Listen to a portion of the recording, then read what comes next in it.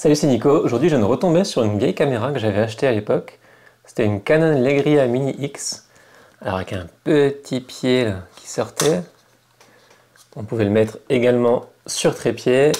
L'écran se levait pour se voir parce que en fait, ça servait à faire de la vidéo sur YouTube. Et à l'époque, j'avais créé une chaîne de retouches photo qui s'appelait Les Retouches de Nico, qui n'a pas fonctionné malheureusement parce que j'avais pas le temps, parce que je travaillais encore à côté au studio, parce que voilà, j'étais moins impliqué et moins sérieux que maintenant avec cette chaîne photo, où donc je créais des tutos de retouches photo sur Photoshop, quasiment que sur Photoshop, et aujourd'hui on va parler de ça justement.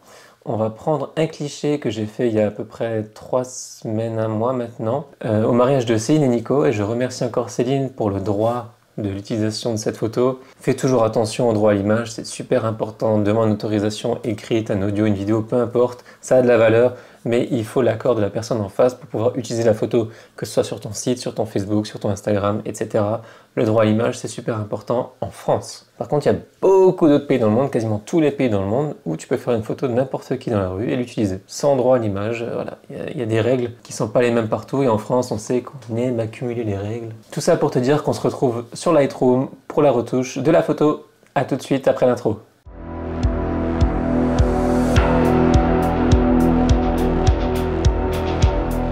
Nous voilà donc sous Lightroom. J'ai fait cette photo il y a quelques semaines, un jour pluvieux, mais où on a eu de la chance à passer entre les gouttes quand même, souvent durant le jour J du mariage. Elle est en fichier brut, hein, comme on le voit ici, en RAW, parce que c'est du Fujifilm. Alors ma vitesse est à 1/125e, mon ouverture est à 1/6, et elle a été faite avec le 56 mm Fuji, donc qui ouvre normalement à 1/2 au maximum. Elle a été faite à ISO 140, et c'est une photo dans un miroir, donc de la mariée, Céline ici, qui met sa boucle d'oreille. Alors ce qu'on va faire aujourd'hui, c'est plusieurs choses. On va améliorer cette photo tout simplement pour la rendre comme ça, qui est quand même plus sympa que comme ça, qui est brute. Donc là, elle est un peu froide, il y a encore quelques défauts de peau, il y a encore des défauts de netteté à cause du miroir, ou à cause du piqué du 56 mm, mais bon, on est quand même plus sur du miroir, hein. Ça reste quand même une photo qui a été faite dans un reflet. Alors, comment faire pour améliorer cette photo? En premier lieu, je vais mettre mon Nico W Preset in English. C'est un preset que j'ai créé au fur et à mesure des années et au fur et à mesure de l'évolution de mon style. Et là, c'est vraiment tout à fait ce que j'aime.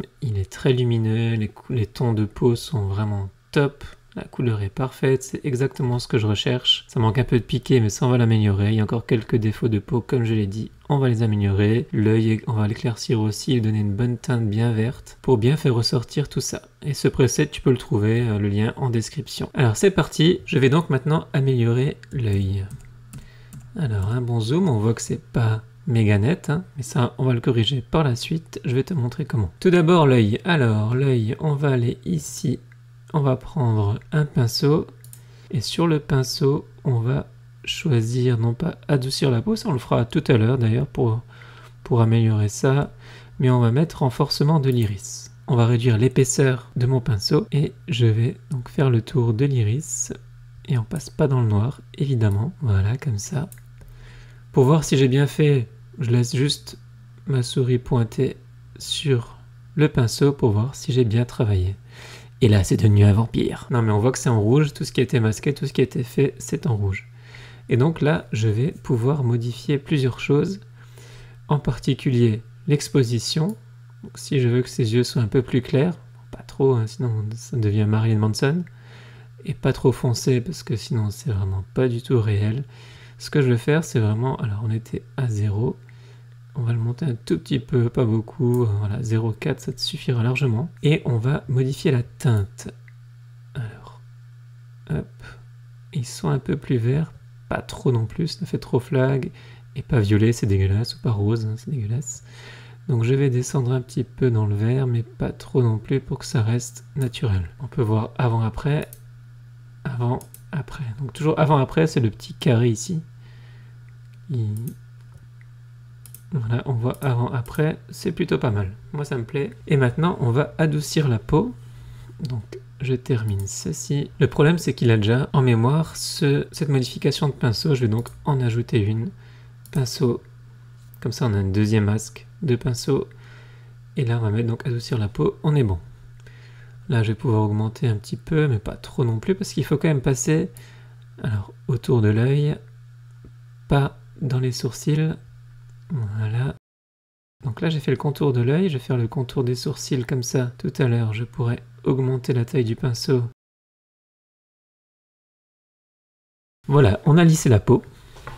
Les yeux sont plutôt pas mal comme ça, un peu plus clairs, donc la peau est lissée. On peut encore faire le nez, mais pas trop, j'aime pas trop faire le nez parce qu'il faut quand même garder du détail. On va le faire un petit peu, voilà.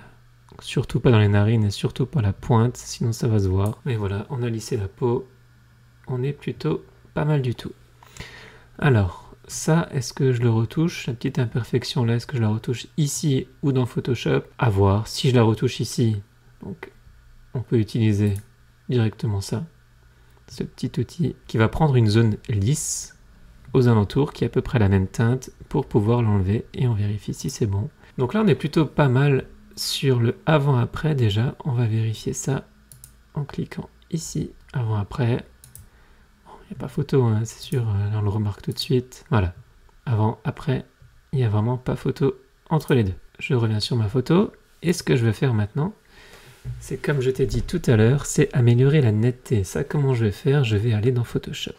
Je vais donc modifier dans Adobe Photoshop 2022. Qu'est-ce que je vais faire ici maintenant? Je vais faire un commande J pour dupliquer mon calque. Ou alors glisser le calque ici, enfin bon, il y a tellement de solutions, mais commande J ou CTRL J, c'est beaucoup plus simple.